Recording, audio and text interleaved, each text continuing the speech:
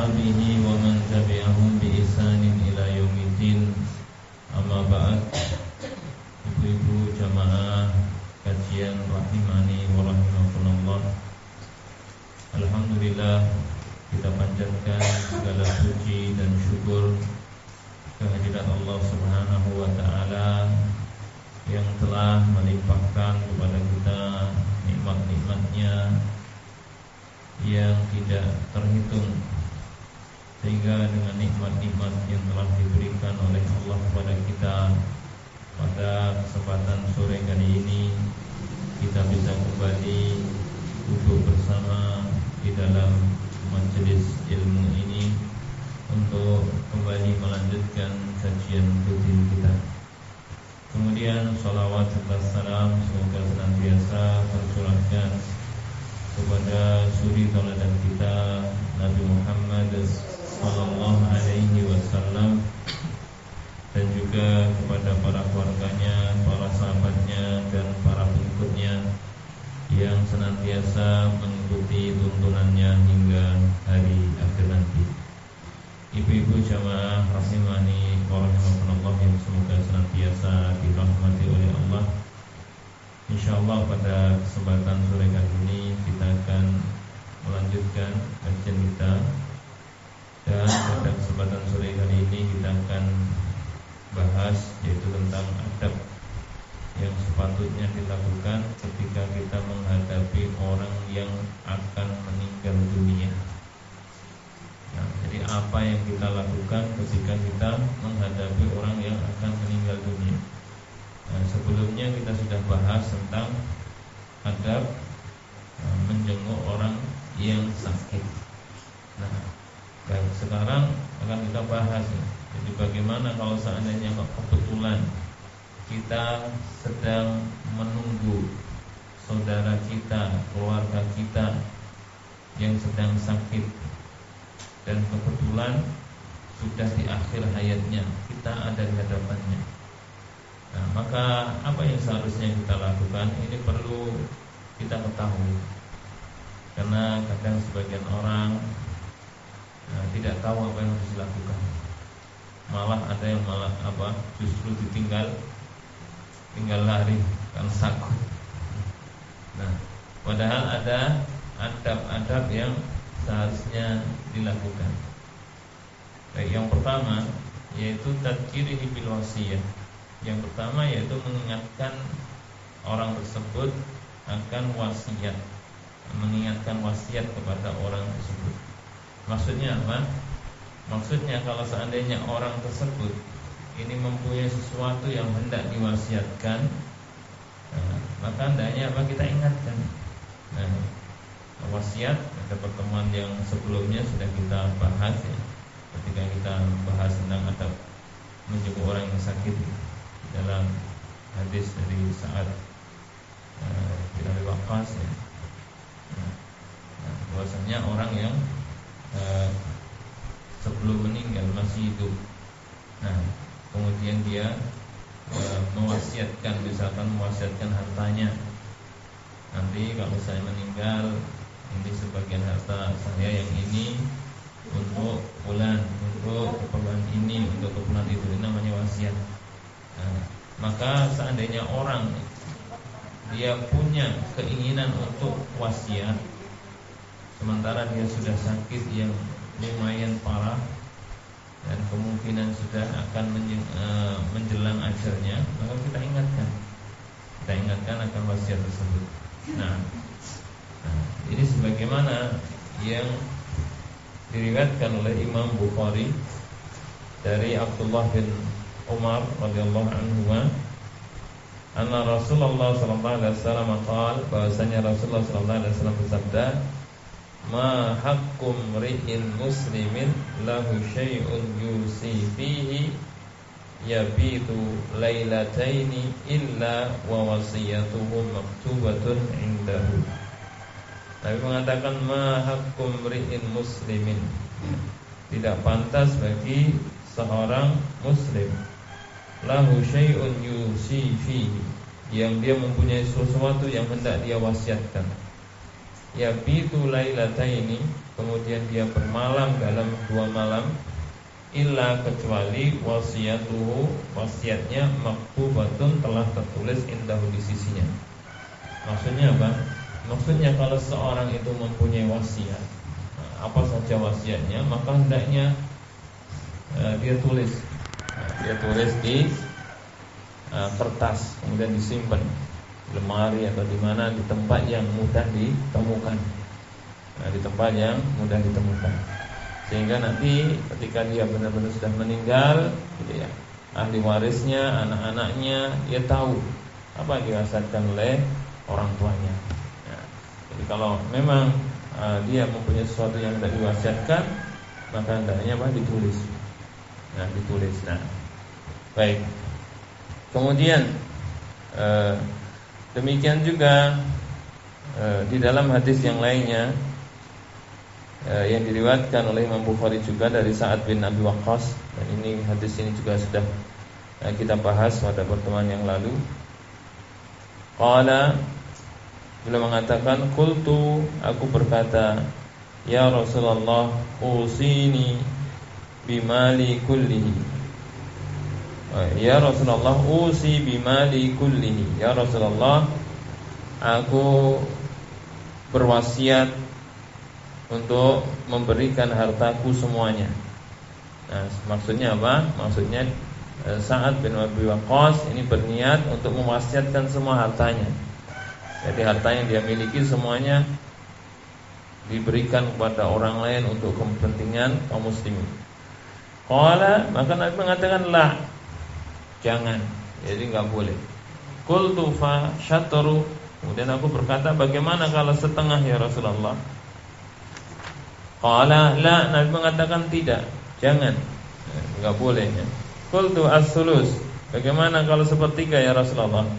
Qala, Nabi mengatakan fas-sulus, was-sulusu katsir, ya, sepertiga enggak apa-apa, dan sepertiga itu sudah banyak.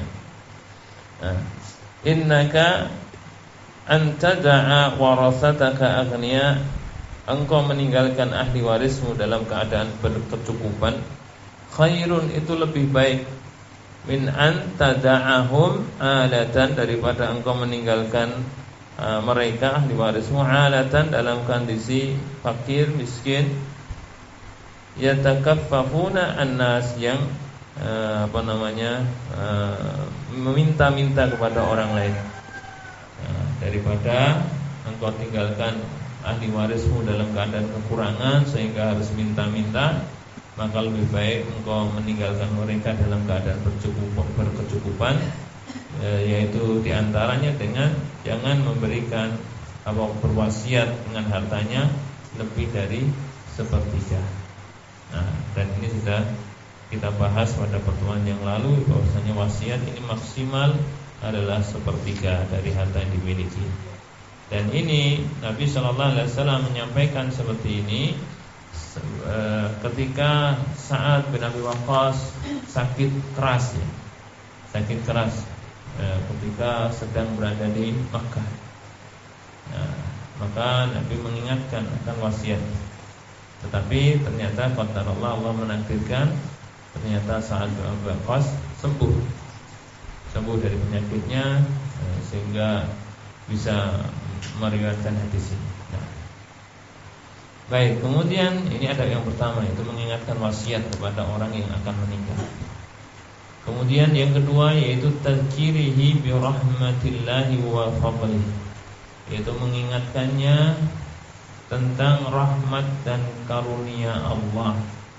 Jadi mengingatkan orang yang akan meninggal tentang rahmat Allah dan karunia Allah Subhanahu wa ta'ala. Jadi diingatkan tentang rahmat Allah, kasih sayang Allah, bahwasanya Allah Subhanahu wa ta'ala itu akan mengampuni hamba-hambanya yang berbuat dosa. Diingatkan, karena terkadang orang merasa dirinya punya banyak dosa, kemudian sangat takut sekali. Tetapi rasa takutnya itu berlebihan, tanpa disertai dengan rasa berharap rahmat Allah Subhanahu wa taala. Nah, maka seperti tidak dibenarkan.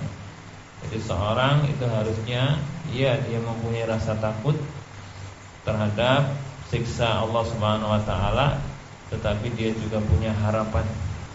Dia juga berharap kepada Allah akan ampunan Allah, akan rahmat dari Allah Subhanahu wa taala. Jadi imbang antara rasa takut dengan rasa berharap pada Allah taala. Jadi jangan salah satunya saja. Kalau orang itu yang besar itu hanya rasa takutnya saja, maka dia akan menjadi orang yang pesimis, berputus asa.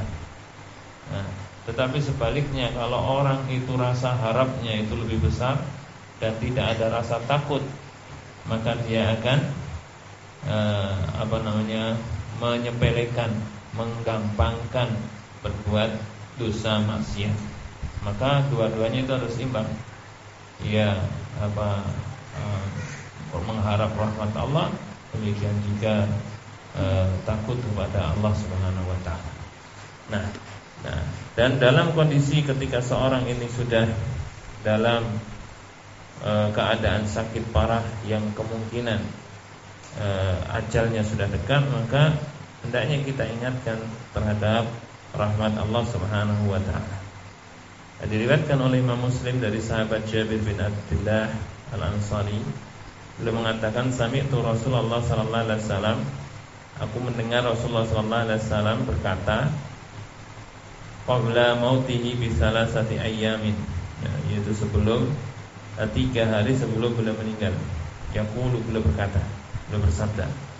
Jadi sahabat Jabir bin Abdullah menceritakan bahwasanya 3 hari sebelum Rasulullah SAW meninggal, Nabi sempat mengatakan, la yamutanna ahadukum illa wa huwa yuhsinu dhann billahi azza wa jalla. Nabi mengatakan, janganlah salah seorang di antara kalian itu meninggal kecuali dia dalam keadaan husnudzan, berprasangka baik, billahi, kepada Allah azza wa jalla. Jadi Nabi perintahkan jangan sampai ada orang yang meninggal dalam keadaan su'udzan, tapi harus husnudzan, berprasangka baik kepada Allah taala. Di antara prasangka baik kepada Allah itu bahwasanya Allah itu Maha Ar-Rahman Ar-Rahim, Maha Pengasih, Maha Penyayang, yang rahmat kasih sayang Allah Subhanahu wa taala itu luas. Dan di antara bentuk rahmat Allah, kasih sayang Allah kepada hambanya, yaitu bahwasanya Allah akan mengampuni dosa-dosa hambanya sebanyak apapun dosa yang dia miliki. Bahkan diriwayatkan dari Nabi Shallallahu Alaihi Wasallam, beliau menceritakan itu ada di antara hamba-hamba Allah yang nanti di hari akhir dipanggil oleh Allah Subhanahu Wa Taala, kemudian ditunjukkan kepadanya catatan buruknya, catatan perbuatan dosanya, yang semuanya itu ada 99 catatan. Yang masing-masing catatan, buku catatannya itu tebalnya muddal basar, itu sejauh pandangan mata. Ini satu catatan tebalnya sekian kilometer, padahal ada 99. Ini baru catatannya. Bagaimana dosanya? Sangat banyak sekali. Dan kemudian orang ini ditanya, apakah ini benar semua adalah amalanmu? Apakah ada malaikat yang mendolimimu, yaitu malaikat pencatat amalan, nyatet yang harusnya nggak dicatat, bukan dosa tapi ditulis di sini, ada nggak? Orang tadi menjawab, enggak, semuanya benar, ini saya mengakui bahwasanya ini perbuatan saya. Kemudian ditanya lagi, apakah kamu punya kebaikan? Dia sudah pesimis, enggak ada. Tetapi kemudian Allah tidak menzalimi hambanya sedikit pun. Kemudian dikeluarkan satu lembaran yang di dalamnya terdapat kalimat tauhid la ilaha illallah. Artinya apa? Artinya orang ini mempunyai tauhid. Orang ini benar-benar dia mengesahkan Allah Subhanahu wa taala. Dia tidak menyekutukan Allah dengan suatu apapun. Meskipun dia punya banyak dosa, tetapi dosanya tidak sampai pada derajat menyekutukan Allah. Nah, maka kemudian apa? Akhirnya ditimbanglah di tauhidnya dengan dosa-dosanya yang sekian banyak. Apa yang terjadi? Yang terjadi bahwasanya catatan amalan yang 99 tadi terbang. Dan la ilaha illallahnya itu lebih berat, mengalahkan catatan keburukan yang 99 tadi. Nah, ini menunjukkan apa? Rahmat Allah Subhanahu wa taala yang sangat luas. Nah, maka kita ingatkan khususnya bagi saudara kita yang hendak meninggal, jangan sampai dia meninggal dalam keadaan suudzon kepada Allah. Nah, maksudnya apa? Misalkan dia punya banyak dosa, kemudian dia berprasangka bahwa saya seperti ini, apa iya saya bisa masuk surga? Nah, apa iya Allah akan mengampuni dosa-dosa saya?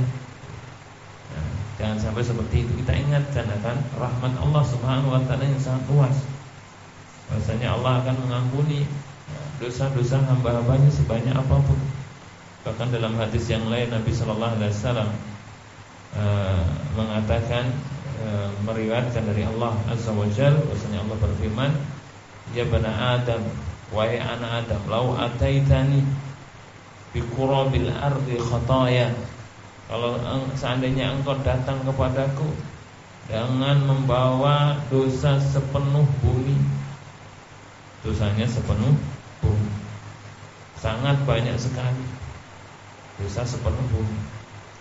Nah, summa lakitani, kemudian engkau bertemu denganku, la tusyriku bi syai'an, dalam keadaan engkau tidak menyekutukanku dengan suatu apapun. Jadi dosanya memang banyak, tetapi dia tidak menyekutukan Allah Subhanahu wa taala. Dia tidak melakukan perbuatan yang termasuk menyekutukan Allah taala sama sekali. Nah, maka apa? La ataituka bi qurabil maghfirah, maka aku akan mendatangkan kepadamu ampunan sebesar bumi juga. Dosanya sepenuh bumi, ampunan dari Allah juga sepenuh bumi. Akhirnya apa? Habis dosanya, habis dosa-dosa, tinggal apa? Amal saleh. Ini rahmat Allah yang sangat luas. Ini rahmat Allah yang sangat luas sekali. Maka ketika kita merasa bahwasanya kita punya banyak dosa, jangan berputus asa. Allah Rabb kita itu rahmatnya, kasih sayangnya itu sangat luas sekali.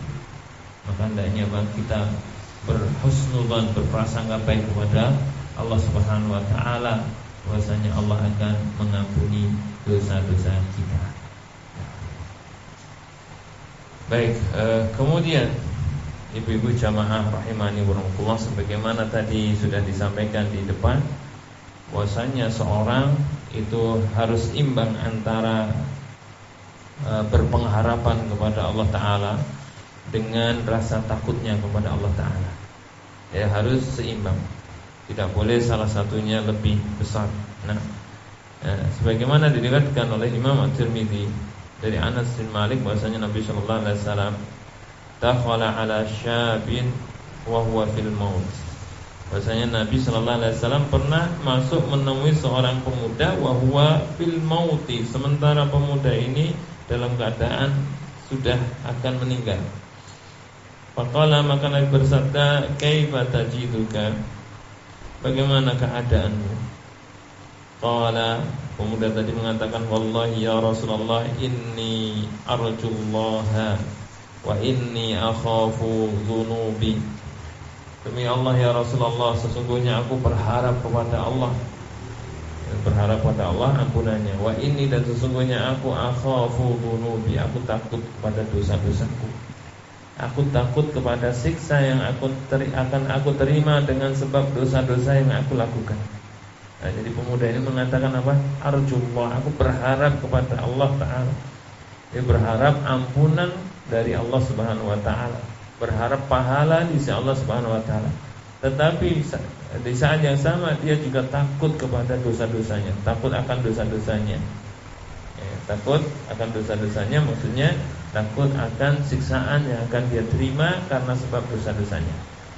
Nah, faqala Rasulullah, maka kemudian Rasulullah bersabda, la yastami'ani fi qalbi 'abdin fi misli hadzal mautin illa a'tahu Allah ma yarju wa amanahu mimma yakhafu. Nabi mengatakan, tidaklah dua hal ini berkumpul di dalam hati seorang hamba. Dua hal ini yaitu apa? Berharap ampunan dari Allah dan takut kepada dosa-dosanya. Tidaklah dua hal ini berkumpul di dalam hati seorang hamba fi misri hadzal maut, dalam kondisi seperti ini. Dalam kondisi seperti ini yaitu ketika hendak meninggal, illa kecuali a'tahullahu ma yarju, kecuali Allah akan memberikan apa yang dia harapkan. Allah akan memberikan apa yang diharapkan, yaitu memberikan ampunan, memberikan pahala padanya. Wa amanahu mimma yakhaf, dan Allah akan memberikan keamanan baginya mimma yakhaf, dari apa yang dia takutkan. Apa yang ditakutkan tadi? Siksa Allah karena dosanya. Maka Allah akan memberikan keamanan baginya dari siksa. Maksudnya Allah tidak akan menyiksanya. Diampuni dosa-dosanya, tidak disiksa oleh Allah Subhanahu wa taala. Ini contoh Nabi sallallahu alaihi wasallam ketika menghadapi orang yang dalam kondisi akan meninggal, diingatkan akan rahmat Allah Subhanahu wa taala. Ini di antara adab yang perlu dijaga. Jadi jangan kok malah ditakut-takutin. Orang mau meninggal malah ditakut-takutin, "Oh, kamu itu dosanya sudah banyak sekali. Ingatkan ini, wah, kamu gak bakal diampuni oleh Allah Ta'ala. Tunggu aja sebentar lagi, nanti malaikat apa di kuburan akan menyiksamu." Nah, jangan sampai seperti itu ya. Kita sampaikan kepadanya yaitu luasnya rahmat Allah Subhanahu wa ta'ala. Baik, kemudian di antara adab yang perlu kita perhatikan, dan barangkali ini termasuk adab yang jarang dipraktekkan, apa itu? Ta'ahudu bali halqihi wa syafataihi, yaitu menjaga agar tenggorokan dan mulut lisannya, bibirnya basah. Menjaga agar tenggorokan dan bibir orang yang akan meninggal tadi dalam keadaan basah. Nah, kenapa demikian? Wadzalika liyahuna alaihi an-nutqu bi syahadati 'inda syakarat. Nah, yang demikian itu agar dia mudah mengucapkan syahadat ketika dalam keadaan syakaratul maut. Nah, jadi dibasahi tenggorokannya biar tetap basah, bibirnya biar tetap basah. Bagaimana caranya? Nah, caranya itu cukup ditetesi dengan air, bukan digucuki ya.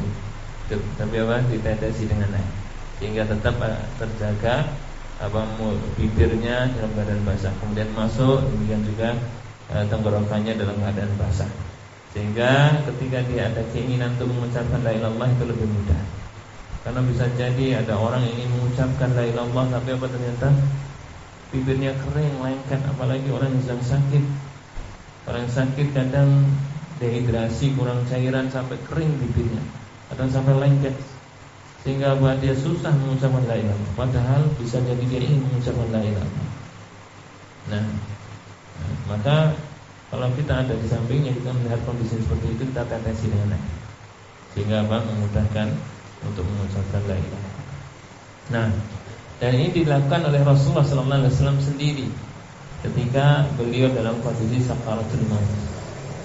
Diriwayatkan oleh Imam Bukhari dari Aisyah, beliau mengatakan, "Inna Rasulullah sallallahu alaihi wasallam kana baina yaday inna Rasulullah sallallahu alaihi wasallam kana baina yadayhi raqwatun au ulbatun fiha ma'un.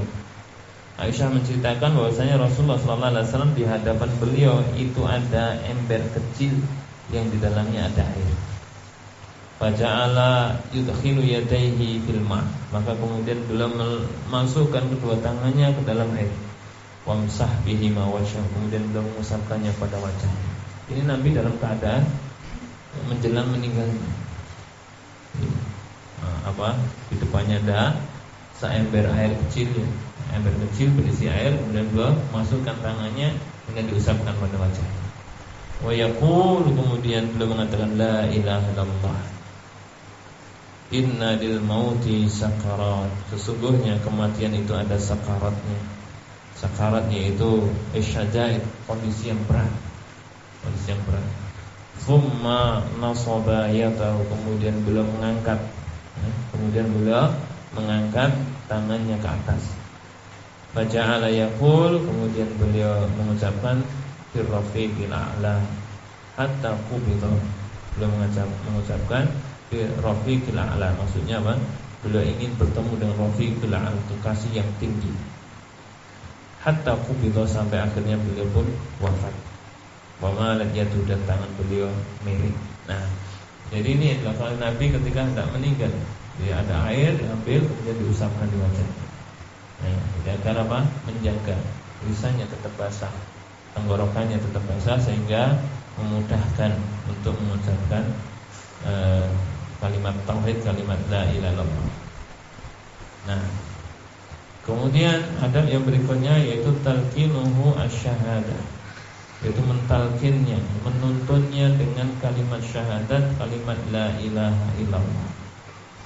Nah, jadi ketika kita menunggui orang yang akan meninggal, nah, kita duga, kita menurut dugaan kuat kita orang ini akan meninggal, maka kita tahu dengan la ilaha. Gimana caranya? Kita bisiki di telinganya, la ilaha illallah, la ilaha illallah, seperti itu. Agar dia mengucapkan. Nah, kalau dia sudah mengucapkan la ilaha illallah sudah. Nah, jadi bukan sebagian orang kalau menghadapi orang yang sakit, mengatakan istighfar gitu ya. Nah, iya, istighfar itu juga baik, tapi dalam kondisi ketika seorang itu akan meninggal, ada yang lebih utama, yaitu la ilaha illallah. Kita talqin la ilaha illallah, la ilaha. Nah, karena ini yang diperintahkan oleh Nabi sallallahu alaihi wasallam dalam hadis yang diriwayatkan oleh Imam Muslim dari Abu Sa'id Al-Khudri. Rasulullah bersabda, "Lakinu mautakum la ilaha illallah." Talqinlah, dituntunlah mautakum, orang yang akan meninggal di antara kalian, la ilaha illallah, kalimat la ilaha illallah. Jadi orang yang akan meninggal ditalqin dengan kalimat la ilaha illallah. Ini perintah Rasulullah. Nah, apa hikmahnya? Nah, di antara hikmahnya yaitu agar akhir ucapannya sebelum meninggal adalah kalimat la ilaha illallah. Agar akhir ucapan yang keluar dari lisannya itu kalimat la ilaha illallah, sehingga itu akan menjadi sebab dia masuk ke dalam surga. Dalam hadis yang diriwayatkan oleh Abu Dawud dari sahabat Mu'adz bin Jabal, Rasulullah bersabda, "Man kana akhiru kalamihi la ilaha illallah, dakhala al-jannah." Man kana, barang siapa yang akhiru kalamihi, akhir ucapannya la ilaha illallah, dakhala al-jannah, maka pasti dijamin masuk surga. Barang siapa yang akhir ucapannya sebelum meninggal, yang keluar dari lisannya itu kalimat la ilaha illallah, maka dijamin masuk surga. Nah, ini kenapa kok Nabi merintahkan untuk mentalkin orang yang akan meninggal dengan kalimat la ilaha illallah, agar dia mengucap la ilaha illallah kemudian meninggal. Maka kalau dalam keadaan seperti ini, maka insyaallah dijamin dia masuk surga. Nah, baik jamaah rahimani wa rahmatullah, Dan perlu kita ketahui bahwasanya tidak semua orang ketika meninggal atau hendak meninggal ini bisa mengucapkan la ilaha illallah. Kalimat la ilaha illallah ketika kita masih hidup sekarang kita mudah mengucapkannya. La ilaha illallah, bahkan sampai ribuan kali kita sanggup. Jangankan kita, burung beo pun bisa, mudah diucapkan. Tetapi apakah kita menjamin bahasanya kita bisa mengucapkan la ilaha illallah di akhir hayat kita? Tidak bisa. Tidak semua orang bisa. Bahkan ada seorang yang dia bertugas di rumah sakit, yang tukang mendoakan atau tadi mentalkin kalau ada orang yang akan meninggal. Dia sudah bertahun-tahun tugas di rumah sakit. Yang beliau temui yang bisa mengucapkan la ilaha illallah itu hanya sebagian kecil saja. Hanya sebagian kecil saja. Bagian besarnya tidak mengucapkan la ilaha illallah ketika wafatnya. Nah, dan tentunya ini tergantung bagaimana kehidupan sehari-harinya ketika masih di dunia. Kalau dia setiap harinya ia mengucapkan la ilaha illallah, ia memahami maknanya, dia mengamalkannya. Jadi la ilaha illallah bukan cuma sekedar ucapan di lisan, tetapi ya dia paham maknanya, apa maknanya, ya dia yakin dalam hati dan diamalkan. La ilaha illallah ya apa? Artinya tidak ada la ilaha, tidak ada ilah, sesembahan yang benar illallah kecuali Allah. Artinya ketika seorang itu sudah mengucapkan la ilaha illallah, maka harusnya dia semata-mata hanya beribadah kepada Allah. Dia hanya menyembah Allah, tidak beribadah kepada selain Allah Subhanahu wa taala. Nah, jadi baru dia benar-benar mengamalkan la ilaha illallah, bukan sekedar cuma ucapan lisan.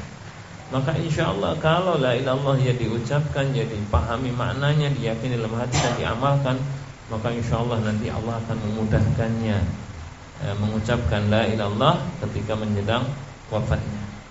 Bahkan bisa jadi tanpa ditalkin pun bisa. Tanpa ditalkin pun dia bisa mengucapkan la ilaha illallah. Dan ini banyak orang ulama, orang-orang saleh yang di akhir hayatnya dia mengucapkan la ilaha illallah. Nah, tetapi kalau kesehariannya dia jauh dari la ilaha illallah, lisannya jarang mengucap la ilaha illallah, tetapi justru yang keluar dari lisannya setiap hari adalah lantunan, nyanyian, lagu-lagu, dangdut, roncong, rock dan sebagainya. Setiap hari gonta-ganti lagu, nyanyi terus seperti itu, enggak pernah keluar dari lisannya kalimat la ilaha illallah. Demikian juga dalam prakteknya dia jauh dari kalimat la ilaha illallah, maka apakah mungkin dia bisa meninggal dalam keadaan sebelum meninggal mengucapkan la ilaha illallah? Kemungkinan kecil sekali. Ada sebuah kisah, ada beberapa orang pemuda yang mereka gemar berpesta, termasuk pesta miras dan sebagainya. Kemudian pada suatu saat mereka janjian mengadakan yaitu pesta miras di suatu tempat. Maka naiklah mereka ke atas kendaraan mereka, naik mobil. Di belakang itu penuh dengan miras, sambil nyetel musik keras-keras. Kemudian dalam perjalanan qadarullah kecelakaan, mobilnya jungkir balik, yaitu masih dalam keadaan musik menyala. Apa terjadi? Di antara pemuda tadi dalam keadaan sakaratul maut sambil nyanyi. Sakaratul maut sambil nyanyi. Waliyadzubillah. Nah, ini kenyataan seperti itu. Jadi sesuai dengan kondisi kesehariannya.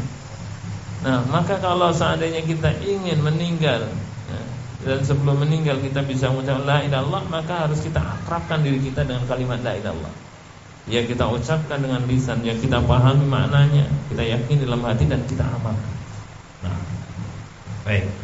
Nah, dan di antara adab ketika kita menghadapi orang yang akan meninggal, yaitu kita talqin, kita tuntun dia dengan kalimat la ilaha illallah.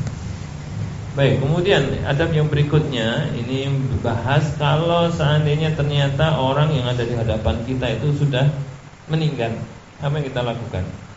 Ya, kita orang yang pertama mendapati saudara kita tersebut meninggal, apa yang kita lakukan? Kita qala ughmidu 'ainaihi wad'u lahu. Apabila dia sudah meninggal maka dipejamkan. Aghmadu 'ainaihi, hendaknya orang-orang yang ada di situ, orang yang hadir di situ memejamkan kedua matanya dan mendoakannya. Jadi dipejamkan matanya. Kemudian didoakan. Ini sebagaimana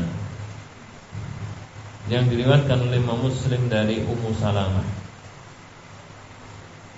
Qalat, beliau berkata, dakhala Rasulullah sallallahu alaihi wasallam ala Abi Salamah.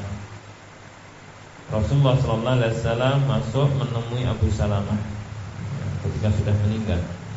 Dan Abu Salamah ini adalah saudara sepersusuan Nabi sallallahu alaihi wasallam. Waqad syaqqa basarahu, dan matanya membelalak, buka. Fa'aghmadahu, maka Rasulullah pun memejamkannya. Tsumma qala, kemudian Nabi mengatakan, inna ruha idza qubidha tabi'ahul basar.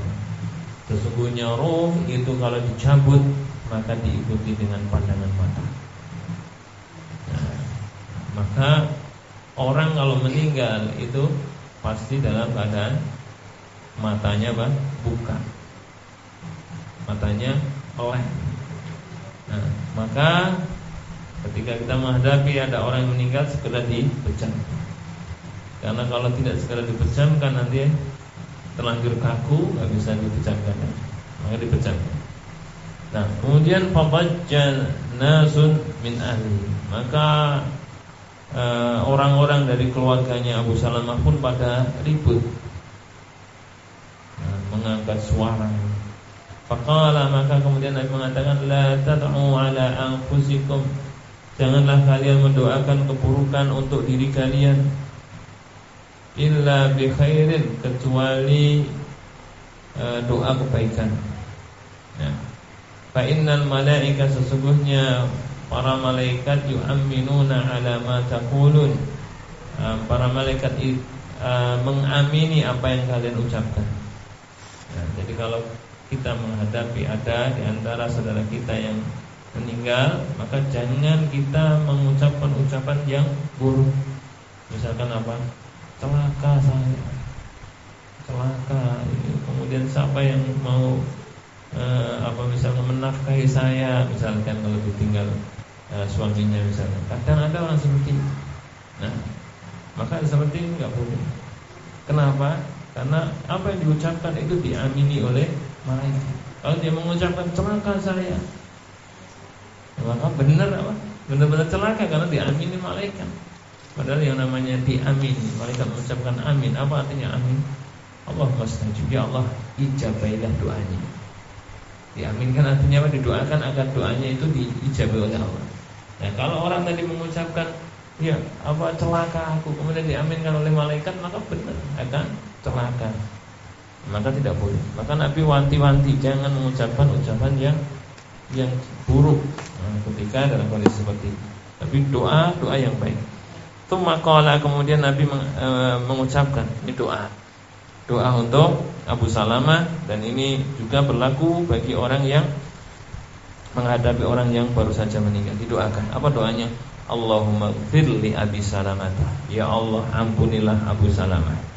Nah, kalau kita ada di hadapan saudara kita sebut namanya siapa? Allahumma ighfir li Ahmad, Allahumma ighfir li Budi, dan sebagainya.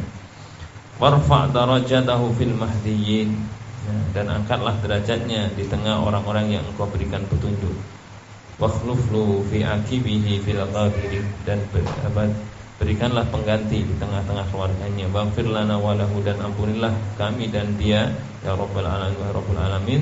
Wafsah lahu bi qabrihi, dan lapangkanlah kuburannya. Wa nawwir lahu fi, dan berikanlah cahaya di dalam. Ini doanya yang didoakan mayit yang baru saja meninggal tadi.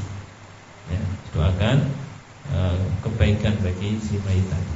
Nah, baik, kemudian yang berikutnya, adab yang berikutnya yaitu syattul lihyaihi wa talyinu mafasidi, yaitu mengikat dua pelipisnya dan melunakkan ruas-ruas tulangnya. Jadi maksudnya diikat dengan kain.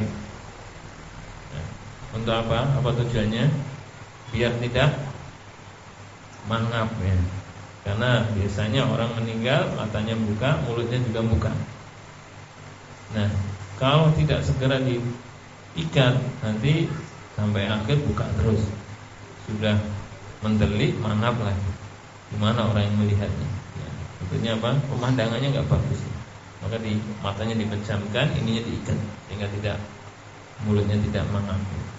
Watalyin mafasidih, dan kemudian tadi ruas-ruas tulangnya ini dilunakkan. Karena kadang orang meninggal dalam kondisi misalkan tangannya ke atas, kakinya nekuk. Sebelum kaku, maka itu diluruskan dulu. Nah, kalau baru saja meninggal, insya Allah itu masih mudah. Tapi kalau sudah lama susah. Nah, kalau sudah lama susah, harus dipaksa.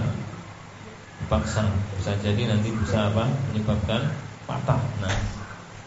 Nah, dan Nabi Shallallahu Alaihi Wasallam mengatakan di dalam hadis yang diriwayatkan dari Aisyah, Rasulullah bersabda, kasru bil mayyiti ka kasri hayyan. Kasru bil mayyit, mematahkan tulang mayit, orang yang sudah meninggal, kakasrihi hayyan, seperti mematahkan tulangnya dalam kondisi masih hidup. Nah, mematahkan tulang orang yang masih hidup tak boleh. Maka demikian juga orang yang sudah meninggal tak boleh. Nah, termasuk tadi memaksa diluruskan sampai patah, tidak boleh. Maka sebelum kaku, maka hendaknya diluruskan dulu, dibenarkan, diluruskan posisinya. Nah, baik, kemudian antara adab yang berikutnya yaitu taujihuhu ilal kiblat, menghadapkannya ke arah kiblat. Nah, jadi sebagaimana diriwayatkan Abu Dawud dari Abu Hurairah, anna Rasulullah sallallahu alaihi wasallam qala, bahwasanya Rasulullah sallallahu alaihi wasallam bersabda, al-baiti al-haram qiblatukum ahya'an wa amwatan. Baitul Haram, yaitu Ka'bah, Baitul Haram adalah kiblat kalian ahya'an, dalam keadaan kalian hidup, wa amwatan, dan dalam keadaan sudah meninggal. Nah, maksudnya apa? Maksudnya yaitu ketika kita mengurusi jenazah, mulai dari ketika jenazah itu sudah meninggal, kemudian ketika dimandikan, ketika dikafani, maka disunahkan untuk menghadapkan ke arah kiblat. Disunahkan untuk menghadap kiblat. Nah, bagaimana caranya? Yaitu dengan kakinya di arah kiblat, kepalanya di arah timur kalau di sini. Nah, ini disunahkan. Nah, seperti itu. Demikian juga nanti ketika dikuburkan dibaringkan di tubuh kiri di bawah, kemudian dihadapkan ke arah kiblat. Baik, kemudian yang berikutnya yaitu tajriduhu min siyabi, yaitu melepas pakaiannya. Jadi ketika sudah benar-benar meninggal, maka selanjutnya pakaiannya dilepas. Ya. Ini sebagaimana diriwayatkan dari Aisyah radhiyallahu anha, beliau mengatakan, lamma aradu ghuslan Nabi sallallahu alaihi wasallam, ketika para sahabat hendak memandikan jenazah Nabi sallallahu alaihi wasallam. Qalu, mereka berkata, wallahi ma nadri an nujarridu Rasulullah sallallahu alaihi wasallam min thiyabihi kama kunna nujarridu mautana am nafsiluhu wa alaihi thiyabuhu. Para sahabat mengatakan, demi Allah, kita enggak tahu apakah kita harus melepaskan pakaian Rasulullah sallallahu alaihi wasallam sebagaimana kita biasa melepaskan pakaian orang yang meninggal di antara kita. Am nafsiluhu, atau kita memandikannya, wa alaihi thiyabuhu, dalam kondisi beliau masih mengenakan pakaiannya. Kita enggak tahu ini harus diapakan, ya, dilepas atau dibiarkan saja. Kemudian Aisyah mengatakan, auqallahu alaihim an-nauma, maka kemudian Allah pun menjadikan mereka tertidur, menjadikan para sahabat tertidur. Hatta ma minhum rajulun illa wadaqanuhu fi sadri, hingga akhirnya tidak ada seorang pun di antara mereka kecuali janggutnya ini menempel pada dadanya karena tidur dungkluk, sampai tertidur. Tsumma kallamahum mukallimun min nahiyatil bait, kemudian ada suara dari arah rumah. La yadruna manhu, mereka tidak tahu siapa itu, entah suara siapa. Suaranya adalah an arsilu an-nabiyya wa alaihi thiyabu, perintah agar para sahabat mandikanlah Nabi dalam kondisi pakaiannya masih dipakai, tidak dilepas. Faqam, maka kemudian para sahabat pun berdiri ila Rasulullah sallallahu alaihi wasallam, menuju jenazahnya Rasulullah. Faghasaluhu wa alaihi qamisu, memandikan. Kemudian mereka memandikannya dalam keadaan pakaiannya masih dipakai. Yasubunal ma, mereka menuangkan air fauqa al-qamis, dari di atas pakaiannya. Wa yudallikuhum bil qamisi duna aydihim. Dan mereka menggosokkan dengan pakaiannya, tidak dengan tangannya. Jadi ini dilakukan oleh para sahabat terhadap jenazahnya Nabi. Dan di situ dikatakan oleh Aisyah bahwasanya para sahabat mengatakan, kami tidak tahu apakah kami harus melepas pakaian Nabi kama nujarridu mautan, sebagaimana dulu kita biasa melepaskan pakaian orang-orang yang meninggal di antara kita. Ini menunjukkan bahwasanya biasanya orang meninggal itu pakaiannya dilepas. Tetapi ini khusus bagi Nabi. Nabi punya kekhususan, yaitu tidak dilepas. Tapi selain Nabi maka dilepas. Baik, kemudian yang berikutnya di antara adab yang perlu kita perhatikan ketika kita menghadapi orang yang sudah meninggal, yaitu taghtiyatuhu bisaubin, yaitu menutupinya dengan kain, menutupi sekujur tubuhnya dengan menggunakan kain, illa al-muhrim, kecuali orang yang sedang berihram, berhaji atau umrah. Fala yughatta wajhu wa ra'su, maka kepala dan wajahnya tidak ditutupi. Jadi kalau orang yang sedang berihram, berhaji atau umrah kok meninggal, maka kepalanya itu tidak ditutupi. Ini bagi laki-laki, bagi perempuan wajahnya tidak ditutupi. Ini berdasarkan hadis yang diriwayatkan oleh Imam Bukhari dari Ibnu Abbas. Beliau mengatakan, bainama rajulun waqifun bi Arafah, ketika ada seorang yang sedang wukuf di Arafah, berarti sedang berhaji. Idh waqa'a an rahilatihi wa waqasathu, dan dia jatuh dari kendaraannya, dari tunggangannya, atau dia dilemparkan, dihempaskan oleh untanya sampai meninggal, sampai lehernya itu tulangnya patah kemudian meninggal. Faqala Nabi, maka Nabi bersabda berkaitan dengan sahabat yang meninggal saat sedang ihram, sedang haji, Igsiluhu bima'in wasidri, mandikanlah dia dengan menggunakan air yang dicampur dengan daun bidara. Wa kaffinuhu, dan kafanilah dia fi thawbaini, dengan menggunakan dua kainnya. Ya, jadi dua kain ihramnya laki-laki ini. Wala tuhannituhu, dan janganlah kalian memberi minyak wangi badannya karena sedang ihram. Nah, karena orang yang sedang ihram itu enggak boleh pakai minyak wangi. Wala tukhammiru ra'sahu, janganlah kalian menutupi kepalanya. Kepalanya dibiarkan terbuka. Fa innahu yub'atsu yaumal qiyamati mulabbiyan, karena dia nanti akan dibangkitkan pada hari kiamat dalam kondisi bertalbiyah. Bertalbiyah mengucapkan apa? Labbaik Allahumma labbaik, labbaik la syarika lak labbaik, dan seterusnya. Ya, dia akan dibangkitkan dalam kondisi seperti itu. Nah, bagi orang yang meninggal dalam keadaan berihram. Baik, kemudian yang berikutnya, adab yang berikutnya yaitu tahsinul kafan, yaitu memilih kafan yang bagus. Memilih, mencarikan kafan yang bagus bagi mayit yang sudah meninggal tadi.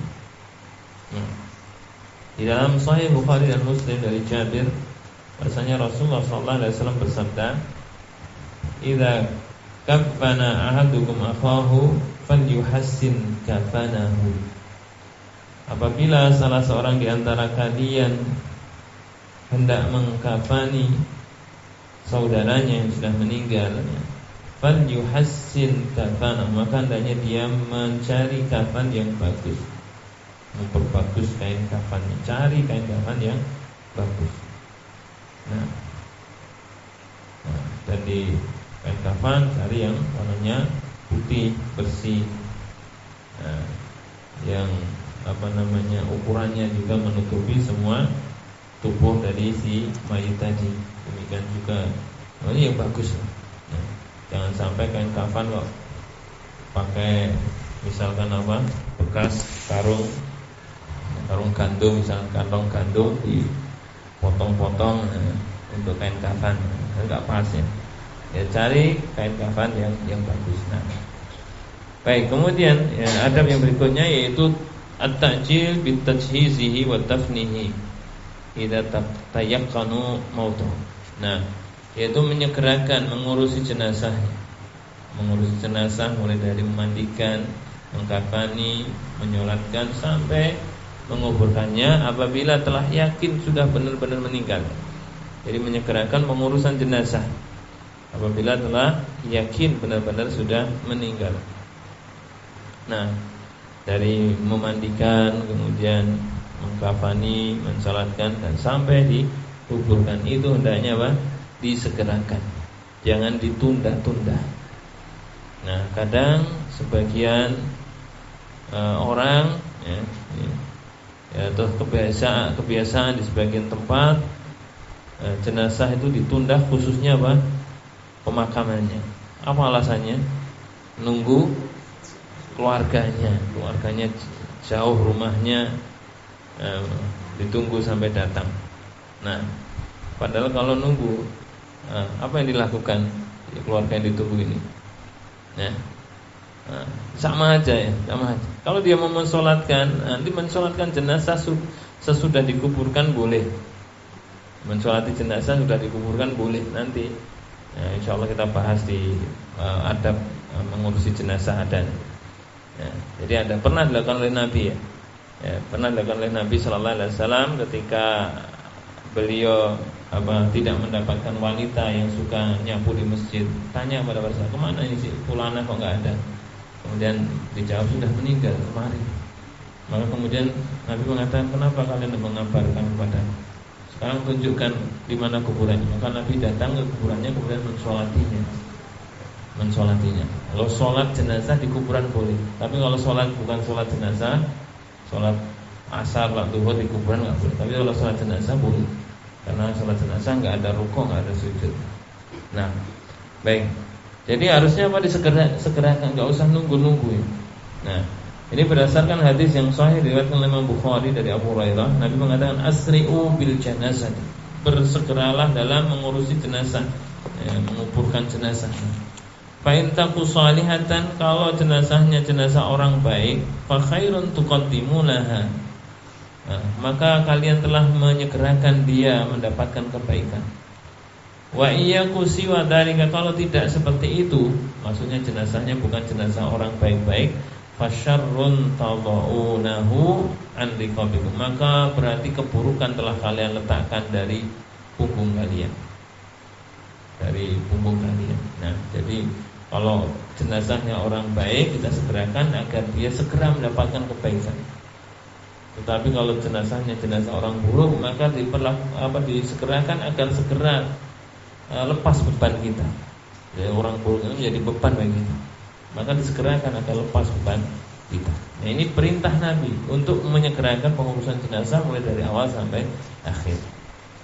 Nah, baik, kemudian demikian juga dalam hadis yang lain Nabi mengatakan kepada Ali, ya Ali, salatun la tuakhirha. Ada 3 ya Ali, 3 hal yang janganlah engkau mengakhirkannya. Ada 3 hal yang jangan engkau mengakhirkannya. Apa itu? Nabi mengatakan yang pertama, as-salatu idza atat. Ya. As-salatu, salat idza anas, apabila telah datang waktunya. Ya, ini yang pertama, salat apabila sudah datang waktunya, jangan diakhirkan. Kemudian yang kedua, wal janazatu idza hadarat. Yang kedua yaitu jenazah apabila sudah hadarat, yaitu sudah datang kematiannya.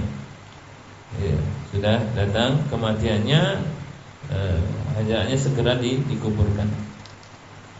Kemudian wal aimu idza wajadta laha kuf'an, dan wal aim yaitu wanita yang tidak mempunyai suami. Apabila engkau telah mendapatkan laki-laki yang sekufu dengannya. Jadi kalau ada wanita sudah waktunya menikah, kemudian ada laki-laki calon yang sudah pas, agamanya bagus, akhlaknya bagus, maka jangan ditunda-tunda. Nah, jangan ditunda-tunda, segerakan dinikahkan. Apalagi zaman sekarang, zaman sekarang yang mana pergaulan antara anak-anak muda ini sudah luar biasa jauhnya. Tidak jarang kita mendapatkan anak-anak remaja di sekitar kita yang sudah berzina di usia remaja mereka. Nah, baik. Jadi di sini yang disampaikan oleh Nabi kepada Ali bin Abi Thalib diantaranya yaitu yang jangan diakhirkan itu jenazah kalau sudah meninggal, maka segera diurusi sampai dikubur. Nah, ini diantara adab yang perlu kita perhatikan ketika kita menghadapi orang yang hendak meninggal sampai sesaat ketika meninggal. Baik, barangkali demikian yang bisa disampaikan pada kesempatan sore kali ini. Semoga bermanfaat dan banyak kurang lebihnya mohon maaf. Wassalamualaikum warahmatullahi wabarakatuh. Subhanallahi bihamdika asyhadu an la ilaha illa anta astaghfiruka wa atubu ilaik. Assalamualaikum warahmatullahi wabarakatuh.